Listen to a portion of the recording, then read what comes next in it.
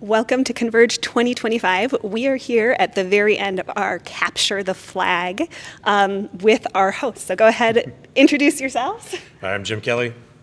And I'm Shep. Capture the Flag is always a fun event. Some have called it legendary. I heard this year's was different, though. Tell us about this year's Capture the Flag. This year was quite a bit different. So instead of instructions, what Shep and I did is we took a conversation from earlier this year around one of my very first incidents when I was starting here at Tanium, and we turned that into this event, or the basis of the event. Shep did a great job on the rest of it, but it was really that design and the desire to say, I want to evaluate a real world scenario and show how Tanium applies to that. And so we took the idea of this incident, somebody clicked on something, downloaded malware, infected a system, oh no, what next?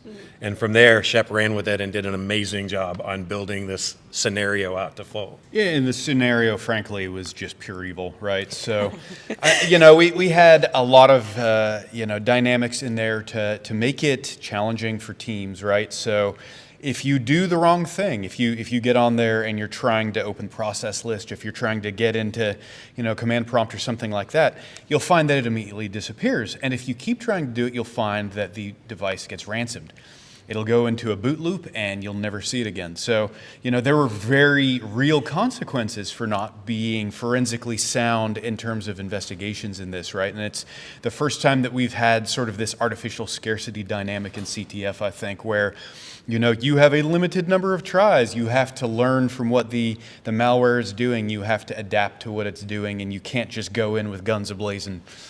Yeah, and this one was unique because we took an entirely different approach, and it was really designed to be more to open it up to everybody on the team, regardless of skill set, whether you were a reverse engineer or whether you were in network analysis. There were things for everyone, whether it was deadbox forensics or looking through stenography. There was something there that everybody on the team could actually participate in and help to find flags. Jim, Shep, let me just tell you right off the rip that Jesh and I have a background in cybersecurity, so this was super exciting for both of us. Now we're also working as enablement architects in designing training, and I heard a little bit about your speech. I want to hear a little more about the philosophy of how you were poking and prodding these teams to let them know it wasn't designed to be a complete success, right? You were designed to essentially do a little bit of training on the side. That was intentional, right? Yeah, absolutely. I mean, we did end up having one team that managed to defang the entire malware, which was a surprise to me.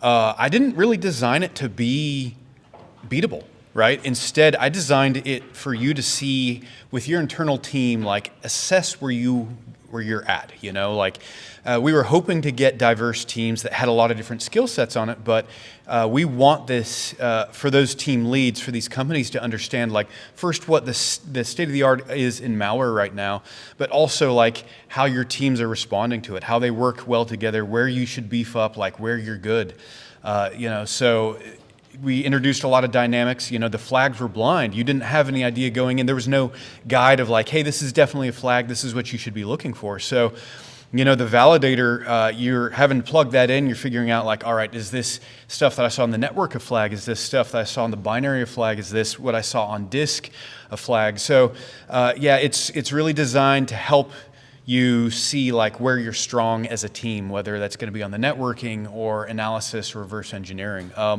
So it is less of a, something where everyone gets through it and more of a, where can I do better? It's an opportunity to self-assess, I would say.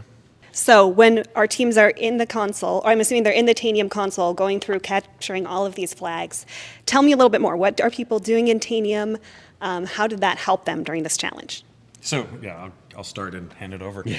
The design was not to have Tanium be the end-all be-all, because in an incident, every tool matters, every tool counts. You need to be able to have an arsenal of things in your repertoire to be able to actually do this investigation. And part of that conversation that we had around building the scenario was exactly that.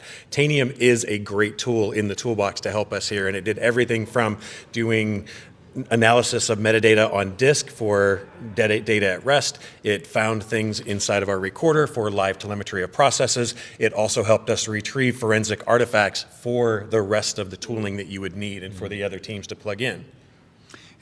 So one of the interesting parts about malware that you learn right off the bat is that I wrote a 0-day actually that defeats Microsoft Defender.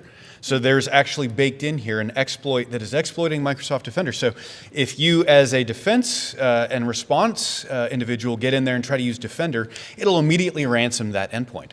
Right, and I've actually had people in the last several months ask me, is there really malware out there that defeats my EDR? And the answer is absolutely.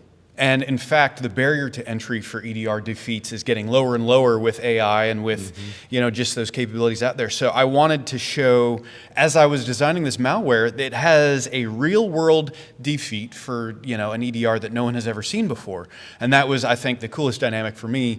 A couple of teams did recognize that was there, but it shows that Tanium plays a huge part in your defensive, security in depth. Your defense in depth strategy needs to include Tanium because your EDR is simply not enough. It's that primary attack surface that sophisticated malware is always going to target. And so the engagement begins with you not having an EDR anymore. It just takes that away. And if you try to do anything with it, it punishes you further. So you have to use sound forensic principles, and it demonstrates what that defense in depth, whole story is. One of my favorite quotes that I've heard from, I think it was one of my customers, was that Tanium, their EDR is great for out-of-the-box things, out-of-the-box malware, out-of-the-box exploits, but for the custom stuff, the stuff that will get you in the headlines, the stuff that's going to be bad, they really appreciated Tanium plus the EDR to fill those gaps. So I love kind of seeing that live with this malware. Yeah, that's absolutely fantastic. And I heard you speak about APTs. That's really important, right? Because there are some APTs out there that are only in it for the money, essentially, and they have, as you mentioned, a long time to develop these things and to find ways to circumvent some of these security toolings.